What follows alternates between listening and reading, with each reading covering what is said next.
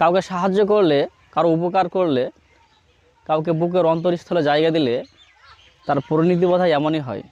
আসুন আমার পিছনে দেখাচ্ছি একটা গাছ। এই গাছটিকে দেখুন, এটি হচ্ছে একটা অশ্বত্থ পাইকড় গাছ। কি বিশাল আকার ধারণ করেছে দেখুন, কত বড় হয়েছে, কত বিশাল আকার ধারণ করেছে।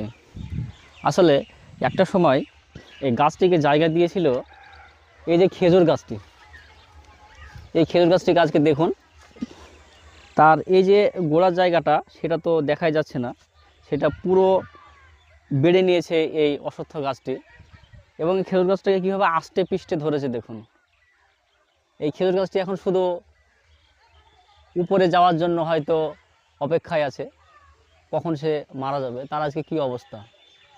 আজকে অন্যকে জায়গা দিয়েছিল, অন্যকে হয়তো হেল্প করেছিল, একদিন হয়তো এভাবেই এই গাছটি আস্তে আস্তে বড় হয়েছিল এই খেজুর গাছটির উপর নির্ভর করে। এই খেজুর গাছটিও এই গাছটিকে আশ্রয় দিয়েছিল, আর সেই আশ্রয় নিয়ে এই গাছটি আজকে দৈত্যাকার বিশাল আকার ধারণ করে এই খেজুর গাছটিকে, অর্থাৎ তার আশ্রয়দাতাকে আষ্টে পিষ্টে গলাকে টিপে মারার চেষ্টা করছে এবং মেরেই ফেলেছে প্রায়।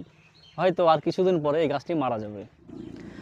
আমাদের সমাজে এমন কিছু বেঈমান, এমন কিছু কৃতজ্ঞহীন মানুষ আছে যাদেরকে সাহায্য করার পরে, যাদেরকে উপকার করার পরেও তারা ঠিক এইভাবে সাহায্যদাতাকে বা উপকারকারীকে এইভাবেই ঠিক নষ্ট করার চেষ্টা করে। এইভাবে তার ঘাড়ে পা দিয়ে, তার মাথার উপরে পা দিয়ে উপরে উঠে যায়, কিন্তু যে সাহায্য করেছিল, যে উপকার করেছিল, তাকে ঠিক এভাবেই মারার চেষ্টা করে।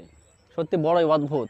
এই গাছটির সঙ্গে আমাদের সমাজের বহু স্বার্থপর, বহু কৃতজ্ঞহীন মানুষের পরিচয় পাওয়া যায়, তাদের রূপ দেখা যায় এই গাছটির মধ্যে। সত্যি অদ্ভুত ব্যাপার, প্রকৃতির সাথে আমাদের সমাজের সত্যি অদ্ভুত মিল আছে।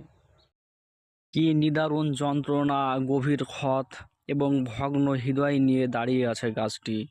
সত্যি কি অবস্থা এই গাছটির, করুণ অবস্থা।